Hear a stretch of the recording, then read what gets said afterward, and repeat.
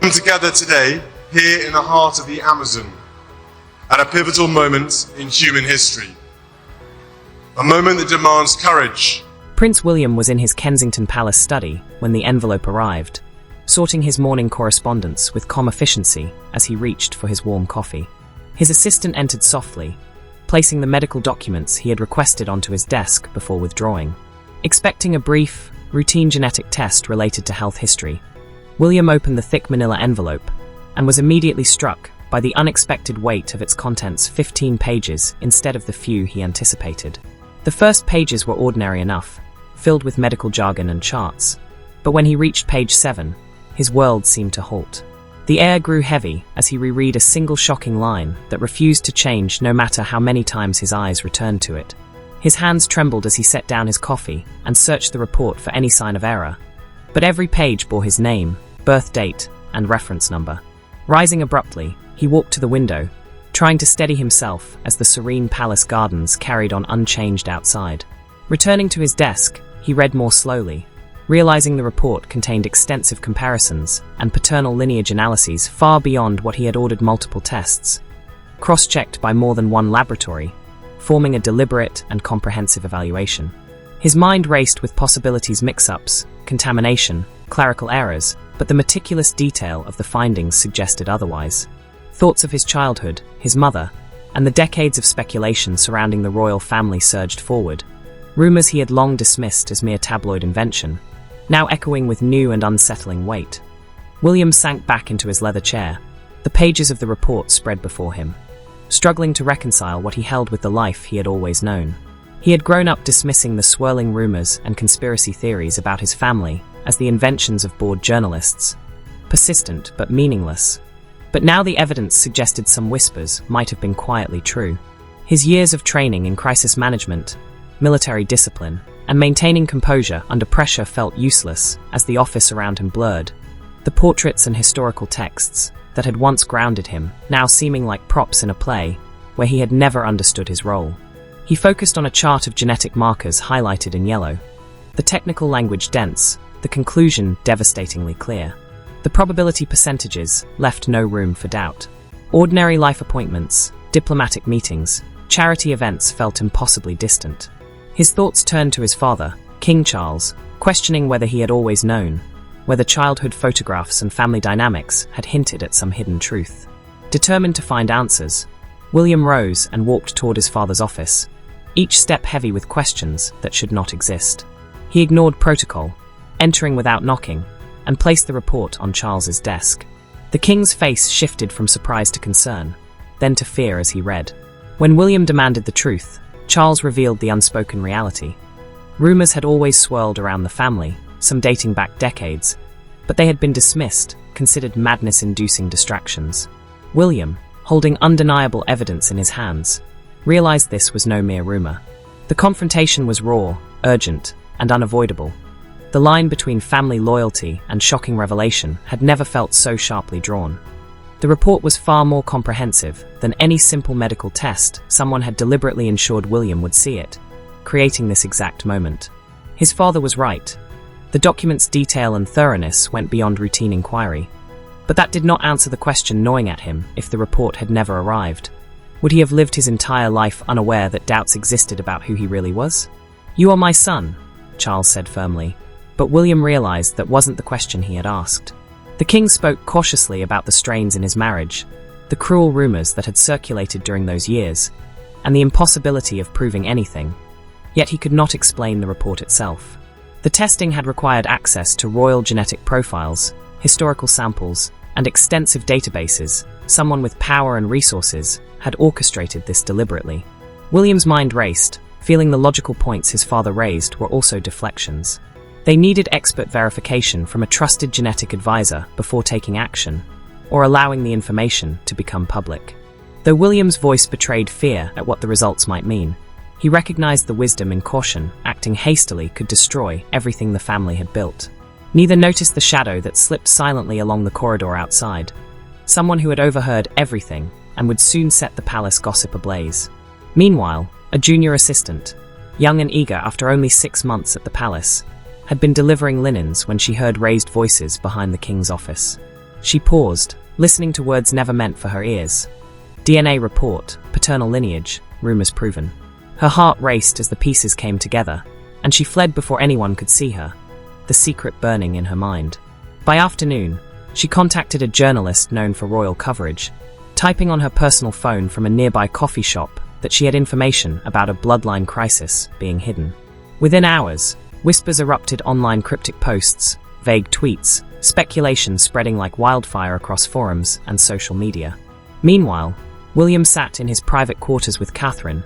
The report spread before them, his voice cracking as he explained what it suggested about his identity.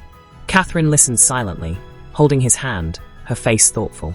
"We'll get through this," she said finally, steady but worried. "Whatever the truth is, we'll face it together." Even as Catherine's calming words reached him, William could feel the storm gathering. She had lived long enough in this world to know how quickly a whisper could escalate, how a private matter could become a public crisis. Their phones buzzed incessantly with alerts, messages from advisors, warnings from security signaling that something was already happening online. Charles, reviewing agricultural policy reports, looked up in alarm when his private secretary burst in, tablet in hand, pale-faced. Trending topics confirmed his fears, and he immediately convened an emergency meeting with senior advisors, communications directors, legal counsel, and security chiefs. Within 20 minutes, the palace corridors were alive with unusual activity. Staff moving swiftly, whispers circulating, security protocols quietly upgraded, entrances restricted, extra guards posted. Charles, standing at the head of the conference table, knew they needed a strategy before the story consumed them. Yet every option, denial, silence, investigation, carried risks, and the truth remained elusive. Meanwhile, William sat in his study, processing how quickly his private crisis was going public, when an email notification arrived from James Mitchell, a senior correspondent for one of Britain's largest newspapers. His blood ran cold. The subject line, simple and direct, "We need to talk," belied the devastating content. The journalist had the actual documents, not rumors or speculation. The storm was no longer approaching. It was already inside the walls, leaving no place to hide. That night, while the palace slept and his children dreamed peacefully, William stared at the ceiling, knowing what he had to do. He could not rely on palace walls, legal threats, or spokespeople.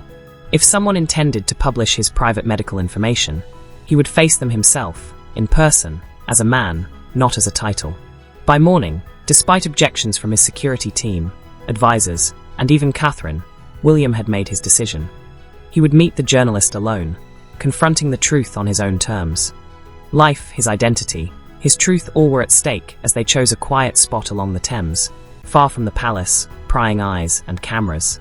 A bench near a walking path offered some semblance of normalcy, where early morning joggers passed without a second glance, unaware that just 30 feet away, a prince was about to negotiate with a journalist over the monarchy's future.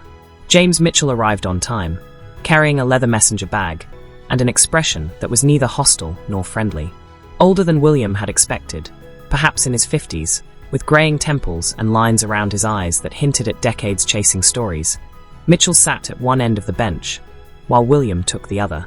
For a moment, neither spoke as the river flowed past, indifferent to the gravity of their meeting. William broke the silence, asking to see what Mitchell had.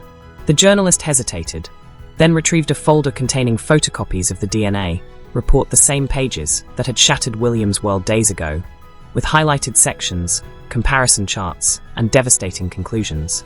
His jaw tightened as he realized someone had given Mitchell everything, not just hints or summaries, but highly confidential documentation. When he asked how Mitchell had obtained them, the journalist replied simply, "Someone who felt the public had a right to know." William's gaze sharpened. "The public's right to know," he repeated, the phrase that turned private pain into entertainment and justified exposing lives in the name of transparency. Then, abruptly, he asked, "Do you have children?" Mitchell, caught off guard, nodded slowly, saying he had 2 daughters.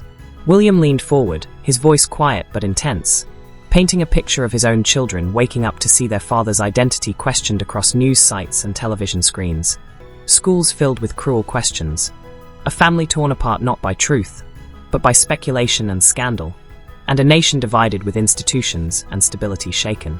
This, he explained, wasn't just about him.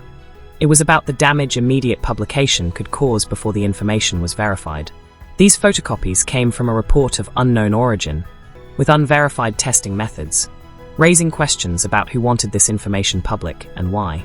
Mitchell listened without interruption, his professional mask slipping to reveal something more human. "These are serious allegations," he said finally. "If they're true, people deserve to know. The line of succession, the legitimacy of the crown, these aren't private matters." William countered. "And if they're false, deliberate, or accidental, and you publish anyway, what then? Can you unring that bell?" Silence followed, both knowing the answer. William requested 24 hours, just one day, to verify the information through legitimate testing before addressing it publicly. Mitchell studied him, the internal struggle evident. The duty to break news versus the human cost. The career-making story versus lives it could destroy. Finally, he agreed, warning that the story was already leaking and would likely be published by someone else if he didn't run it. William accepted. It wasn't much time, but it was something. They shook hands, and William returned to the waiting car where his security team had kept a discreet watch. The drive back to the palace felt unusually long, London passing by with ordinary people beginning their ordinary days, unaware of how many would view him differently by tomorrow. Catherine awaited him, already anticipating his next move and coordinating independent testing, completely separate from any royal medical system, with results no one could dispute. By afternoon, they found a genetics specialist with impeccable credentials, no royal ties, and a lab accustomed to sensitive cases. The doctor agreed to see William immediately. Catherine accompanied him, holding his hand during the car ride, sitting beside him in the private medical suite as the doctor explained the testing process: a simple cheek swab, analysis taking several hours, definitive results. When asked if he wanted details of what would be tested, William quietly said, "Everything. I need to know everything." The swab, a small action with the potential to upend centuries of history, was labeled carefully, and the doctor promised results by morning and absolute confidentiality. They returned to a palace in barely controlled chaos, staff moving urgently, advisors clustered in corners, communications teams preparing statements around the clock. Scenarios they had hoped would never happen were unfolding, and Charles looked as if he had aged a decade in 3 days. William found his father in the library, staring at ancestral portraits whose faces, once expressions of certainty and authority, now seemed hollow. They didn't speak at first. What could be said that hadn't already been said? The king's guilt hung heavy in the air, suffocating. A weight built from years of unasked questions, unspoken doubts, and buried secrets that should have been addressed when William was young enough to process them before they became weapons in strangers' hands. Finally, Charles spoke, his voice rough, apologizing not just for the present crisis, but for everything that had led to it: the dysfunction in his marriage, the environment that fostered doubts, the failure to confront rumors directly. William wasn't sure he was ready to forgive, yet he recognized the raw pain in his father's confession. Trapped together, they waited for science to reveal their true identities.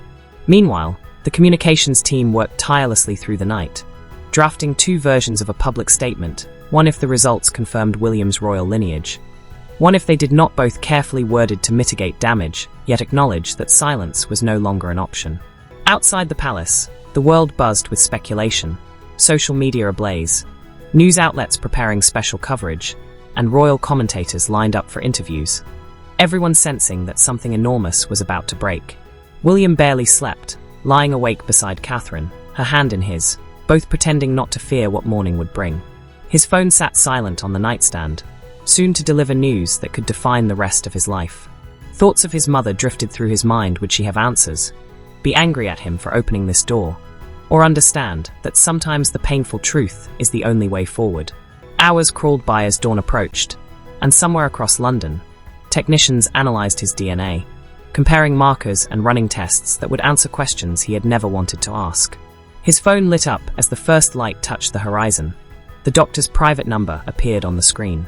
Hands shaking, William reached for it, Catherine alert beside him. This was it, the moment everything either fell apart or came together. Answering on the 3rd ring, he was told the results were ready, and he needed to come to the office immediately. Such information could not be shared over the phone. He agreed and would be there within the hour, determined to face whatever was inside the envelope with Catherine by his side, ready to confront the truth together. The doctor's office was quiet when he arrived, and William, insisting on facing this alone, sat across from the manila envelope resting unremarkably on the desk, yet containing answers that could reshape his entire existence. The doctor explained the testing one final time: independent lab, multiple verification steps, comparison against established genetic markers, all done with the highest scientific rigor. The results were definitive. William's throat tightened, but his hands were steadier than expected as he broke the seal, perhaps because some part of him already knew.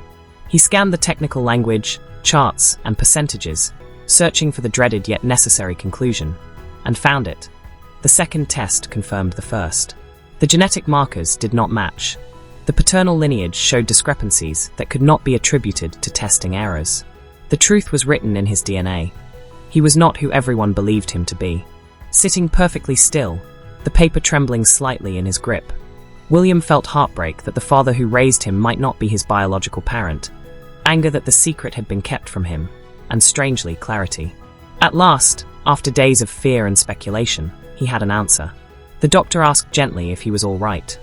William nodded, voice untrustworthy, returned the report to the envelope, thanked the doctor, and stepped into the morning light that felt too bright, too normal for what had just occurred.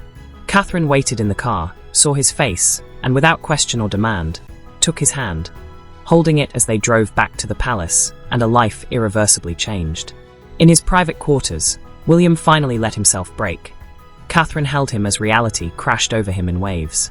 Everything he had been raised to be, every responsibility he had accepted, every public appearance representing a bloodline that was apparently not his, felt like a lie. Yet Catherine reminded him through her quiet strength that DNA did not define who he was still the man he had always been. William struggled to reconcile the truth with the world he had always known. Catherine reminded him that blood didn't define a person, choices did, and his father, Charles, had dedicated his life to service, loved his children fiercely, and earned respect through his actions and character. But the public wouldn't see it that way. The monarchy was built on lineage, on the unbroken chain of succession, and what William had learned threatened to shake that foundation to its core. Charles arrived within the hour, grey with dread, summoned but not told why. Seeing William's expression as he held the envelope, understanding dawned. He tried to apologize, but words were hollow against decades of deception, rumors, and secrets that had built a lifetime of trust and love only to fracture it. William could barely look at him, the man he had called father, who had taught him duty, responsibility, and preparation for a role that might not rightfully be his. Layers of betrayal and lost trust hung between them. And though Charles reached out, William stepped back, the wound too fresh, the pain too raw. Yet as the hours passed, William realized he faced a choice. He could hide behind palace walls while lawyers and advisors attempted damage control, or he could confront the truth with the courage and dignity he had shown in all other aspects of his life. The palace prepared statements designed to minimize damage, but William knew words without honesty would ring hollow. His children deserved a father who faced hard truths, and the public deserved transparency. Catherine witnessed the shift in him from defeated to determined. "I'm going to tell them myself," he said quietly, "all of it, in my own words." Advisors objected immediately, too risky, too emotional, but William was immovable. Charles, grappling with guilt, pleaded for caution for the sake of tradition and stability. But William had already considered all that. He knew the only way forward, the only path to integrity, was through complete honesty. That evening, a televised address was scheduled. No script, just William, speaking directly from the heart. As the red light blinked on, he looked into the camera, spoke simply and honestly about the DNA report, the independent verification, and the genetic discrepancies that could not be ignored. He acknowledged the devastation of having one's identity questioned, but also emphasized responsibility and duty to truth. "I could have hidden this," he said, voice steady. "But honesty, even when painful, is the only foundation worth building on." Around the world, people stopped to listen, families, news anchors, social media users, all witnessing a prince dismantling his legacy to choose transparency over protection. He spoke about his children, vowing they would grow up in a monarchy that valued truth over image, integrity over tradition. The 12-minute speech ended without fanfare. He simply stood, nodded, and walked away. Catherine, waiting just off camera, found his hand, and that image of unity became iconic. Reactions were immediate. Shock gave way to sympathy, respect, and admiration. Critics praised his courage. Opinion polls showed increased trust, and the public recognized a new standard of leadership.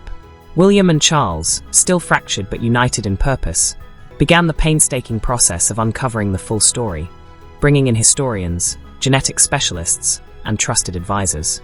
Old letters were read, records reviewed, long-held secrets exposed, gradually clarifying the truth, though some mysteries remained.